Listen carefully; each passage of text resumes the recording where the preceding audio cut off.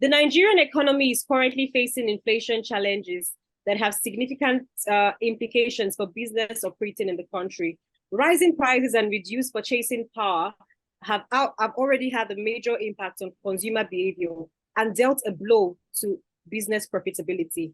Therefore, planning sales and end of the year promotions in such an economic environment requires careful consideration and strategic thinking.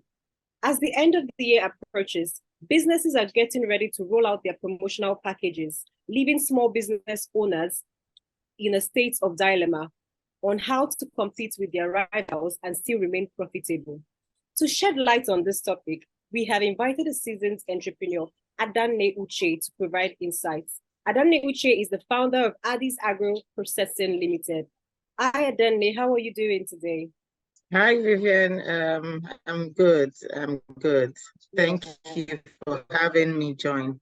Yeah, you look so good. You look so good. Thank you so much for coming. Thank you. Thank you. I mean, if you like do a brief introduction about yourself, let us know about Adanne and Addis Agro Processing. I think I'd like to know about that too. Okay, so thank you everyone. My name is Adanne Uche, and I run and manage Addis Agro Processing Limited. We're a food processing and packaging business. We are based in Lagos, Nigeria. We provide families with healthier cooking ingredients. This business started in 2016, and even with, here you're talking about the inflation, the economic situation presently in Nigeria, Africa, and the world. So when we talk about the economic situation, it's not just only Nigeria, it's not only Africa, but it's on a global stage. Things are changing. So but we are still here. Yeah. So I'm happy to join and for us to have a discussion on what businesses should be doing in this economic crunch, especially regarding the December, Ember month sales. Yeah. Thank you so much for that. So yes, talking about inflation, we know that inflation has no doubt affected consumer spending habits and preferences. So in your opinion, what are the implications for business planning end of the year, sales, promotion, and the likes? What do you think will be the implications for this? No doubt, a lot of businesses are still going to run promotions, right? But now it's now going to depend on where you're playing in the economic space, where your business is at. And oftentimes what small businesses mistakes that they made is because you see big businesses, are running sales, right? You want to run sales. We need to be able to start checking your overhead. It's almost to the end of the year. We need to check our books.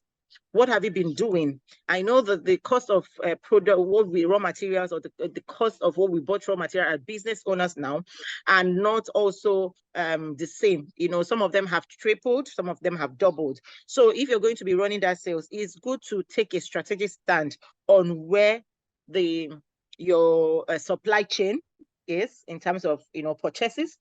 Then also there has been increase because of the dollar exchange rate in terms of packaging for people that have tangible products. There's been also increase in packaging, cost of packaging. So when you put all these things together, you also know where you are in terms of, okay, am I going to run the sales? So, but while I was even thinking, a few days ago, okay, instead of running discounts, why not do a strategic partnership? Right? There are partnerships you can collaborate with other organizations. So, okay, instead of buying my product alone, I am partnering with this other company that has a different and alternative, right? So you can bundle it and say, okay, bundle. I know during the Christmas, I always partner with a certain business. So what she does is she collates, because we're in the food sector, she collates products from other complementing businesses and does it as a bundle.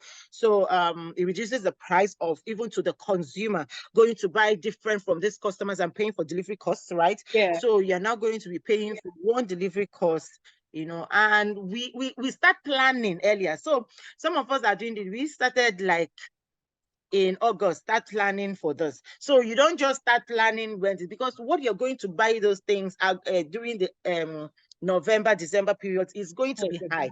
So you also want to put into consideration your consumers, right? We did that in our business. If you notice from this year, a lot of I always say our consumers, their salaries, right, are not, some of them have been stagnant, some of them have not been increased, some of them have even lost their jobs. So whatever you're going to put is also to know the market you want to sell these things to. That's so who are you going? Yeah, who are you going to sell it to? And we even, for us small businesses, we've been fighting, or I log ahead with some of the big players in the industry, because you see them now doing smaller sachets that we are doing. So there's a steep competition. So you have to look at, your purchasing, supply. If you want to do any sales, look at where you buy from, your raw materials. What does it cost? Look at your customer. Then look at how are you going to even market it? Exactly. So how are you going to market it? What avenue? So sometimes I mentored some women last week, and I was telling them about cost. And the costing is not just the cost of the product. Then you now just put your profit and you said, okay, I've made profit. A lot of businesses are making a huge loss. When I started, I didn't know about it. For 2 years, we were at a loss. I didn't even know till I put, okay, you look at not just the cost of indirect costs and direct costs. When you put those things together, even for women that are doing businesses from their home, you need to put into consideration the house rent you are. So if you do it like, okay, if I have the capacity of paying this house rent, right, how much should I how much will I contribute? Even if you're not the one paying it, but just, put that into consideration in your cost before you now determine, okay, will these sales will even work? And some businesses, you see them every festive period or every occasion, they are running sales. It doesn't even make you, sometimes it doesn't even make you credible, because every time you're running sales, people are like, exactly. I think I was actually going to go there. So sorry for cutting you short. I was actually going to go there because I asked what are the like I was saying, the implications. So I was like, for a business that every year, for instance, your business, every year you make sure that once it's December time, you always run sales, right? But for some reason, because of the economy and everything, is there a particular implication if you choose not to because of the economy for that particular year? So do you think there is any negative implication, or that could arise from that? But like you mentioned, you also said that what one could do is maybe partner with other people to make it less expensive and also complement each other. So that's one way to look at it.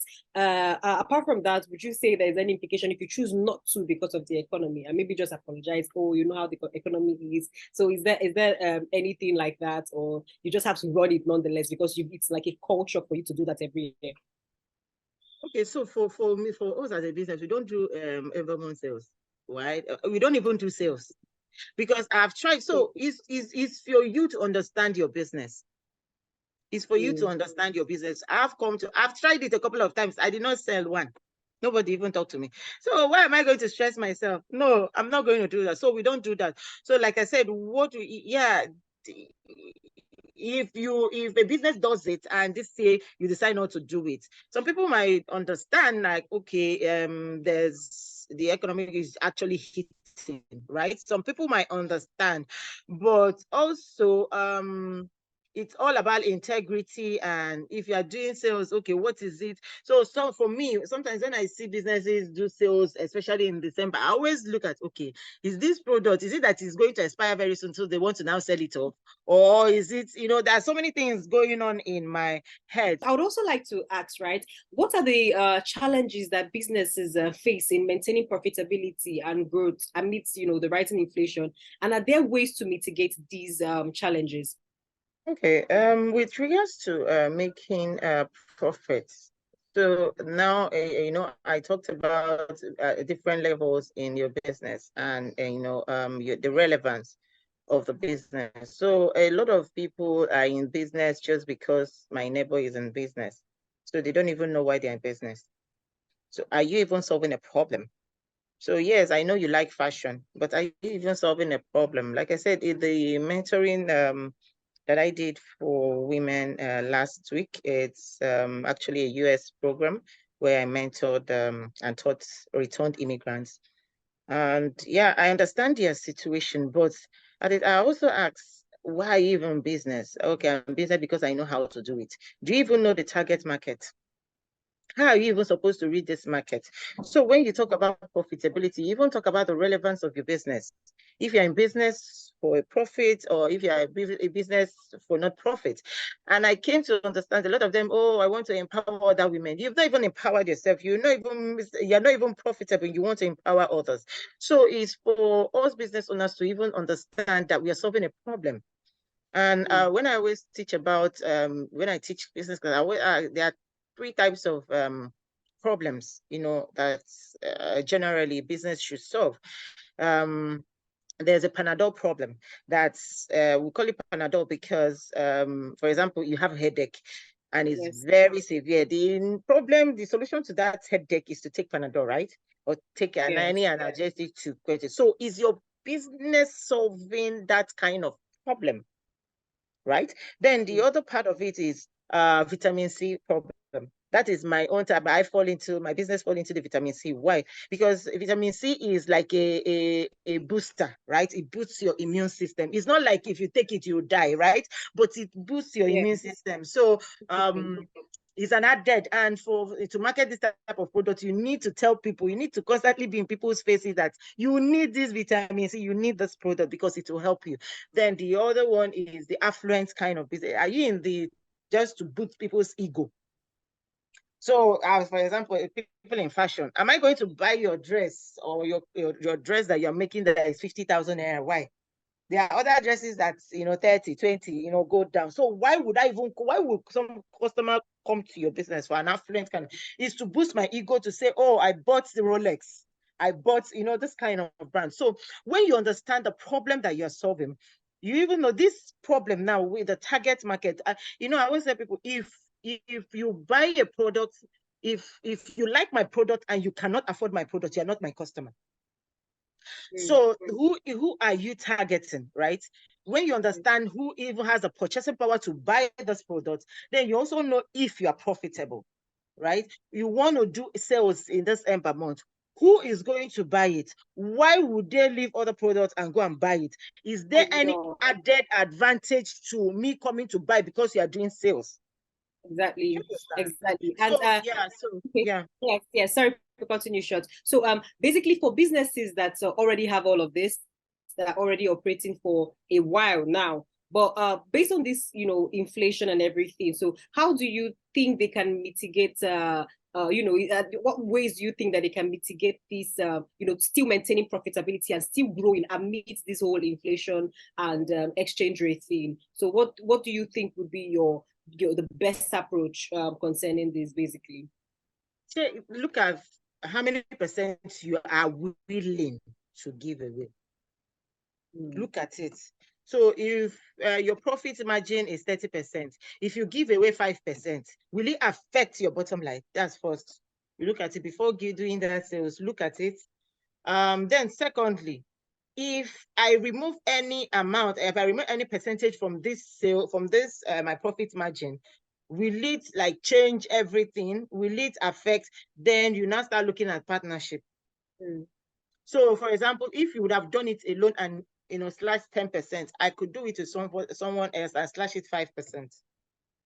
Partnership. We cannot work. We cannot. We can't do business, especially in Nigeria, in isolation. You have to look for partnership.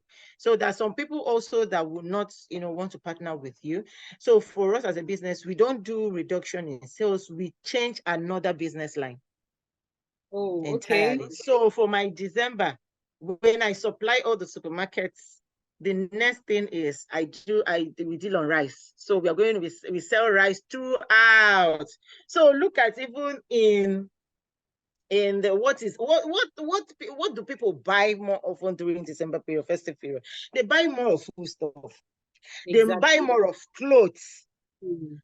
The food stuff, clothes, and maybe shoe. because people, there are a lot of marriages there. Marriages during December period, people travel down. So look at what happens around that time and plug yourself inside it. So okay, you can say for fashion, okay, you buy my clothes at 100,000, it's going to come with granite oil. It's going to come with 5 kg of rice. Yeah, that's very well. Them. Yeah, you know, so compliment. What is it that you know they buy around that period? Do you understand? So you plug it in, or you change entirely another business like ourselves. So that's how you can actually mitigate any if it's going to affect your profit margin in December. Yeah. All right, that's a beautiful one. Thank you so much, Adani, for that. So, talking about this, that's it was about going to get me to the second to the last question I wanted to ask. You know, you mentioned rice and you mentioned oil that you can add as for discounts or something when you're selling, especially this period. I also wanted to ask that, are there products or services that are more resilient to inflation, that no matter how bad the inflation is, these products will always sell, products that are very resilient? And how can businesses leverage on this to make sure that they sell? And you've mentioned one, for instance, during the December period, rice and oil, people want to cook Christmas meals and all of that. So these are products that can be added to what you already sell, right? So apart from this, do you think there are any other products that are resilient to inflation? And how do you think people can leverage on this knowledge to boost their growth and profitability for their business?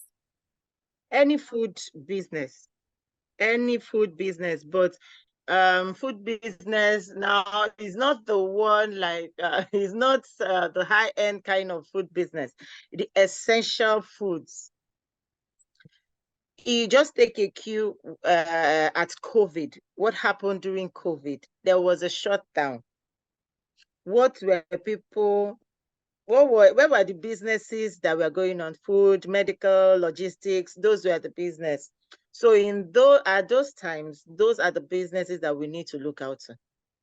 Then I wasn't even I wasn't selling some products, but during that COVID, I was even at the time I got tired.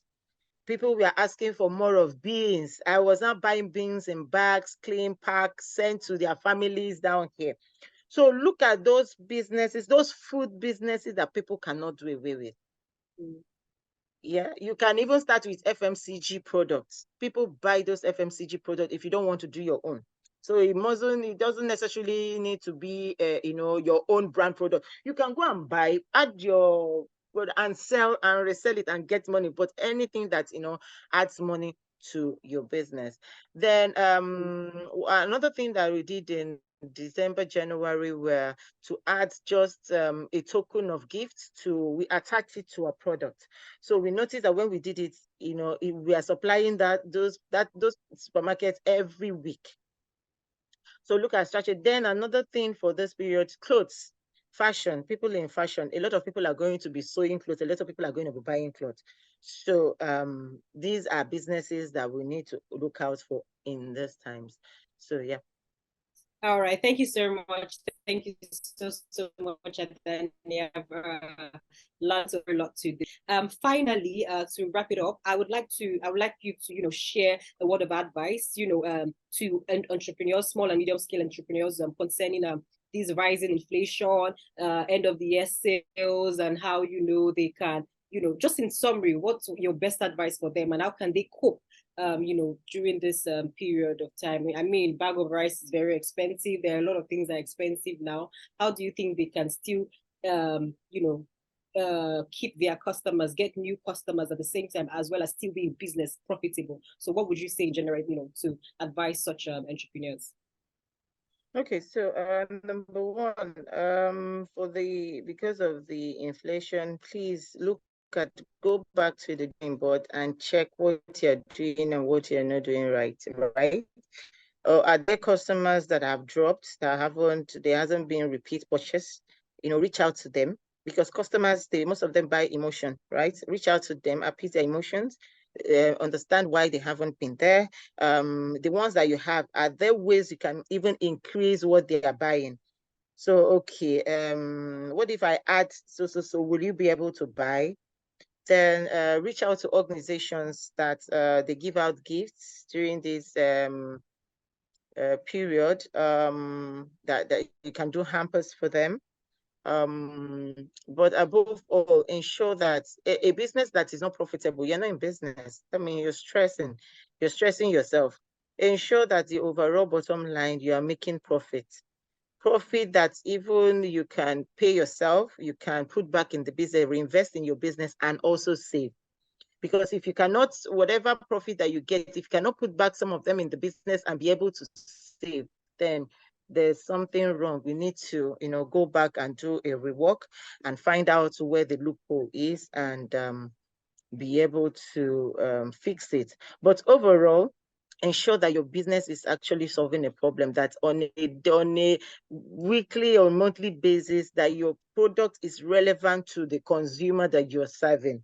If not, please, go back and check, what can I do? You can, like I said, a partnership, or you can have a complementary product with what you all currently have, or complementary service that what you currently have, that will give, if I look at it as a customer, I'll say, okay, this offers value. It has to be something that offers value. Anybody in business, and whatever your business is selling, product, service, and you're not offering value, please, at this time, because of the economic crunch, people will part with their money with something that renders value. Just a small percentage are, the exception, but anybody that is going to part with their money this time, it has to be a service or a product that offers them value. Every other thing is secondary. All right. Thank you so much, Adene. Thank you. I really, really enjoyed the session. And thank you for sharing your wealth of knowledge with us today. Thank you so much. Thank you. And thank you so much, MSME Africa. Thank you for joining us on another enterprise chat. My name is Vivian Ikemizi, and until next time, we'll have, another enterprise chat with us again. Thank you, Adane. Thank you so much. Thank you, Vivian. Thank you, MSME. You've continued to support SMEs like myself and others, out there. Good job, and we hope for more partnerships, in the near future. Thank you. Thank you so much. All right. Enjoy the rest of your day.